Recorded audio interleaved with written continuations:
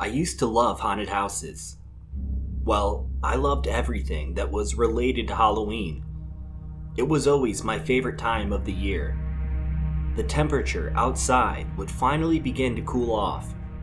The color of the leaves would begin to change, and outside just had this different smell to it. Everything about this time of year would always bring me some type of both peace and excitement. But not anymore. Not this fall. It's been 4 years since I went to a haunted house. Well, it's been 4 years since I've really done much of anything related to Halloween. I remember when I was a little kid, I would always hear rumors about one haunted house in particular. It was called the 8 Stories of Hell. The other kids would always talk about it. They would say that you had to sign a waiver to even be able to enter the house. Once you were inside, it was so terrifying that basically no one would complete all 8 stories. At one point, some people would even be grabbed by the actors and thrown through a window down to a previous floor, where they would then have to complete it again. There were twists and turns. It was easy to get lost. You couldn't enter the house with a friend. Everyone had to go in one at a time. But if you did somehow manage to complete all 8 floors, you would get some serious bragging rights, along with your money back too. The stories I would hear about that place always intrigued me, but as a kid, I'll admit, the idea of actually going to it was pretty terrifying. I always managed to get through your standard haunted houses just fine. Sure, I would get startled, and my friends and I would laugh and hold on to each other as we made our way through. But in the end, all of the haunted houses were kind of the same. So, the 8 Stories of Hell was never a place I considered going to as a kid. A combination of the scary stories the other kids would tell me and the fear of the unknown made it a bit overwhelming. I always assumed I would go when I was older, but that's as far as my consideration for the place would go. Eventually I did grow up, and found myself much less terrified of the place. Sure, it still sounded intense, but by the time I was 20 years old, the idea of going didn't actually scare me. I had to consider all of this when my friends asked me if I wanted to go with them. I always loved haunted houses anyway, and if the 8 Stories of Hell returned year after year, obviously nothing too bad was going on there. Plus, there was a girl I liked, and she was going with our group of friends. Instead of fearing the place, I found myself looking forward to the upcoming weekend. As it got closer to Friday, I decided I would look into the place and see what kind of information I could find out about it. A simple Google search led me to their website. On it, I was able to find information about it and even a frequently asked questions page. Within the FAQ, the website debunked a lot of the rumors I heard about it when growing up. Apparently, the actors aren't really going to touch you, let alone throw you out of a window.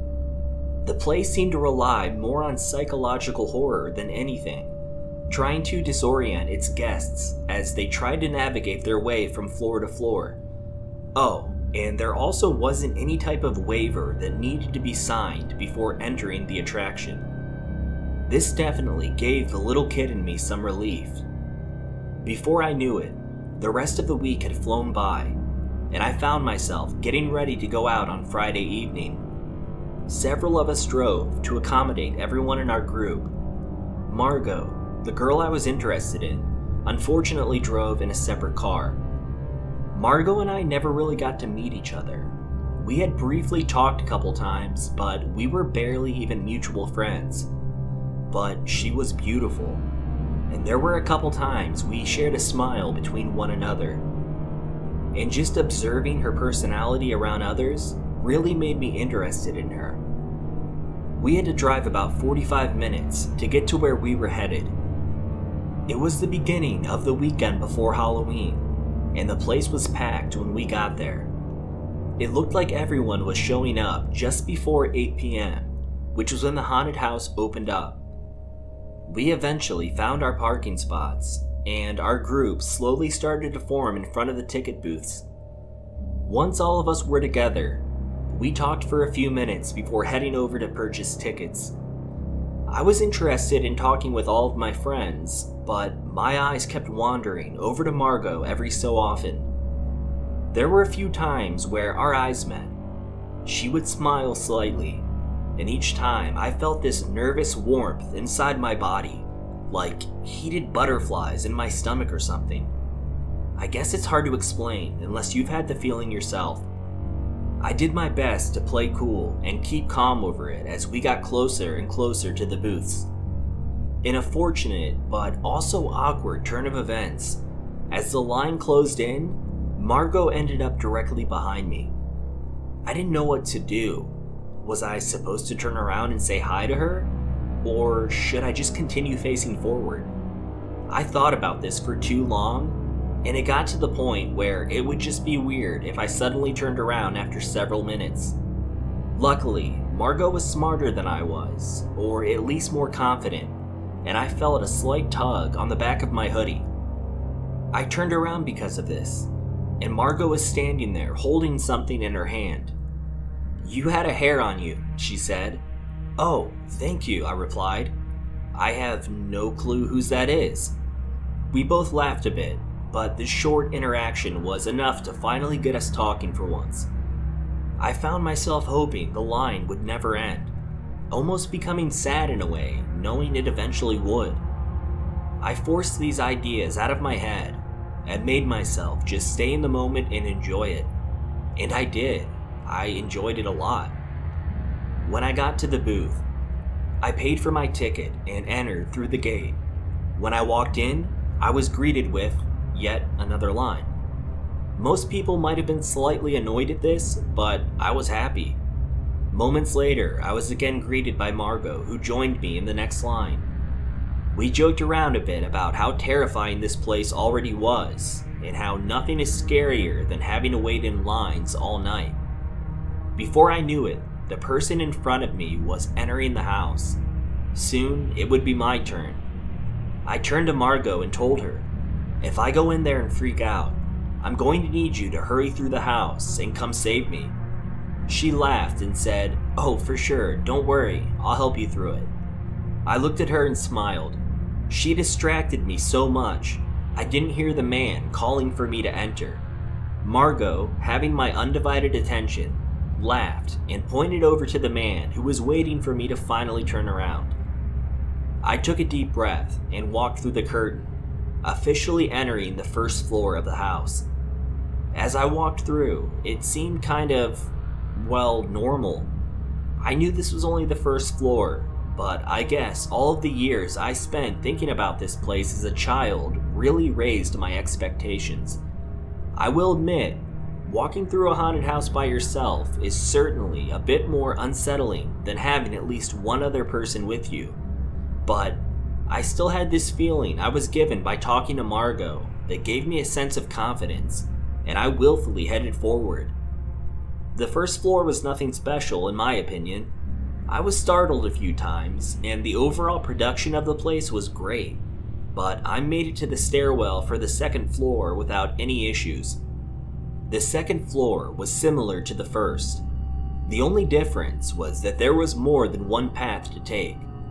I knew this would be more challenging, and this would be where they try to start confusing you.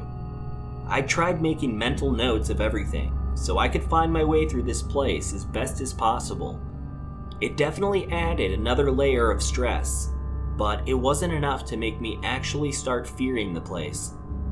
Once I finally thought I had found my way to the next floor, I ended up hitting a dead end. I tried looking around, but it was hard to see in the dark. At that moment, I felt a hand on my shoulder. I turned around to see a familiar face. It was Margot. "Follow me," she said, almost laughing. I did follow her, not even hesitating in the slightest.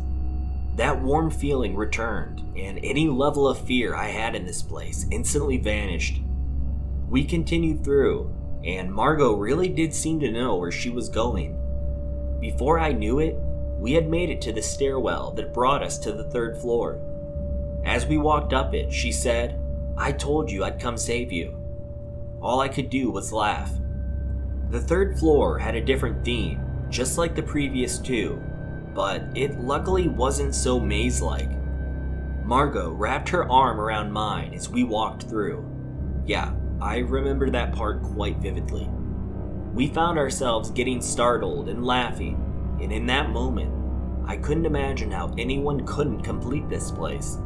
But I was feeling extra confident, and I also wasn't by myself. I was not in any hurry to get through this place, just like I found myself in no hurry while waiting in line. Eventually, we got through the 3rd story and made our way up the stairs to the 4th. This is where everything began to change.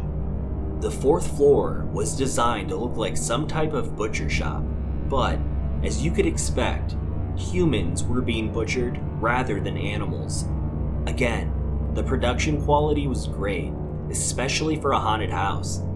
Margot is definitely getting a bit grossed out, and she didn't try to hide it. I'll admit, it was a bit unnerving, but I was able to handle it pretty well. Once we got down to the corner of the hallway we were in, there was a display that made the other displays look like they were for kids. There was what appeared to be a large man in a white mask, almost as if his face was just wrapped in some type of bandage. He wore a black outfit with a large butcher's apron on over top of it. There were 3 young women in the display with him. They begged for our help like the others and pretended to be terrified. Honestly, their acting was actually really good. The special effects were believable. The man grabbed one of the girls by the hair and forced her onto a table. He began hacking away at one of her arms with a meat cleaver. Blood began pouring out, at which point Margot had to turn away. I followed her, and we continued through the floor. I turned around one more time to look at that amazing, realistic display. The man was standing there, holding a prop arm. He dropped it to the floor as he looked at me. He raised one finger up to his lips and went, "Shh." I just smiled and thought about how great this place was turning out to be. Margot, on the other hand, was not having such a nice time. She started breathing heavily. I asked her if she was okay. "Something isn't right," she said. "What do you mean?" I asked. I don't know. I can't explain it. I just feel like something is wrong. I guess this place is just getting to me. I'm going to find an exit. I'm sorry for leaving you. I'm just feeling lightheaded." "You're not leaving me," I replied. "I'll come with you. I'm kind of getting sick of this place anyway." I put my arm around her, and we navigated our way towards the nearest red glowing sign. We went through the door and found ourselves in a stairwell that led us down to the ground floor. I helped her outside, where she bent over with her hands on her knees and took a few deep breaths. I wasn't sure what to do, so I kind of just gently rested my hand on her back. She stood back up and apologized as she slightly smiled in embarrassment. "Don't apologize," I said. "It's totally okay. That place kind of got to you, huh?" "I guess," she replied. "I don't even know exactly why. I guess it was all the blood and gore. I know it was fake, but for some reason it just seemed so wrong. It just got to me. I really didn't mean to ruin your time." "Ruin it?" I asked. "Honestly, I'd rather... Never mind." "You'd rather what?" she asked. "Well," I said, "right now, at this moment, I'd rather sit outside talking to you instead of walking through a haunted house." I nervously waited for her reaction to what I said, and felt relief when she blushed, smiled, and awkwardly looked away. She brushed her hair back and finally said, "Well, I'm really glad out of everyone here, you were the one I ran into. You really helped me out, thank you." "Don't mention it," I said. "It was just good luck that I was in the right place at the right time." "Well," she said, "I might have kind of stood behind you in line on purpose." "Oh," I replied, Well, I might have kind of been glad when you did. This time we both blushed and awkwardly looked away. So, I said, do you feel up to walking around while we wait for the rest of the group? Yeah, she replied, that would be nice. We began walking near the tree line that circled around a large part of the property. The sounds of screams and banging noises slowly drifted off as we walked further away. Margot and I continued talking and got to know each other a little better. As we walked through the grass next to the parking lot, she slipped in a hole and nearly fell, but I grabbed her hand and held her up. We both laughed, and she thanked me for helping her. As we started walking again, she didn't let go, and we continued holding hands. My heart was beating hard at this point, and I knew if it wasn't dark out, Margot would be able to see how red my face was. I remember thinking that I didn't want this moment to end, but just then, it was abruptly interrupted. We heard sirens from the distance growing close to us, very close. Suddenly, 3 police cars turned quickly into the parking lot. Several moments later, they were followed by an ambulance and some type of EMS truck. Margot and I looked at each other, both in worry and confusion. As far as we knew, our friends were still in there. Maybe there was a fight, or an old person got too startled and had a heart attack, Margot said. Yeah, maybe, I replied, but why so many cop cars? At that point, we decided to start walking back towards the haunted house to find out what was going on and where our friends were. By the time we began getting close, lights were turning on inside the house, and the event was obviously coming to an end. Something pretty serious must be going on if they were shutting down the entire event. People began exiting the building from all directions. More police cars began pulling into the parking lot. Everything was just happening so quickly, and Margot and I didn't know what to do or think. As some officers began entering the building, others began to set up what looked like some sort of perimeter. Finally, we spotted the others that we came with as they were escorted outside. They ran up to us, clearly as freaked out as we were. We both asked each other what was going on, but none of us knew. We stood around and watched the scene unfold, but eventually, we all decided it was best for us to just go home. The excited attitudes we had earlier were all but gone, and you could just feel the tension of discomfort we shared. Surrounded by our friends, I awkwardly said goodbye to Margot and told her I would talk to her soon. Once I finally made it home, I immediately got on my computer and tried to find out anything about what happened at the haunted house. At that point, I wasn't able to find anything. I took a shower and lied down. I was exhausted after everything, and must have almost immediately fell asleep. I woke up around 4 a.m. for some reason. After using the restroom, I thought about what happened again and decided to check for information. This time, I was able to find out what happened. A couple hours prior to checking, a news story was posted online. 3 women were murdered inside the haunted house. They were stabbed to death within part of an exhibit on the butcher floor. My heart sank, and I immediately thought back to what Margot and I witnessed. That scene in the corner of the hallway, that man with the white mask, and the 3 women screaming. I thought about all of the blood, and how Margot had a horrible, unshakable feeling afterwards. I almost hoped that she would never find out about this, but I knew she probably would. I felt guilty for not helping them, but who would have known it wasn't part of the act? The next morning, I received a message from Margot. It was simply a link to one of the news stories online about what happened. As time went on, I found out more and more about the incident.